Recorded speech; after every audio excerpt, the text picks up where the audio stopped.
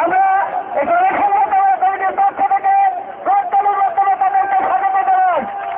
নদীরপুর ইউনিয়নের 3 সফল চেয়ারম্যান সাংগঠনিক সম্পাদক ইব্রাহিম ফারুক প্রদান করছেন নেতৃত্ব আদায়কে এবার পৌর যুবলীগের সভাপতি ক্রেস প্রদান করছেন। সমস্ত ক্রেস আমি পরে নেব। এখন দয়া করে পটুয়াখালী জেলা থেকে যারা আসছেন দু একজন বলবেন। আমাদের প্রধান অতিথি আমি বলবো, তারপরে আমাদের সভাপতি উনিও বলবেন, কাজে সময় নাই। যার যার পাওনা আছে আগামীকাল 9টা থেকে বেলা 3টা পর্যন্ত আমার দলীয় কার্যালয়ে জনতা ভবনে আমি বসবো। যদি কেউ উপঢৌকন দেওয়ার ইচ্ছা থাকে তবে আর এই গ্যাস চাই, গ্যাস টাকায় কথা বলেন নাই।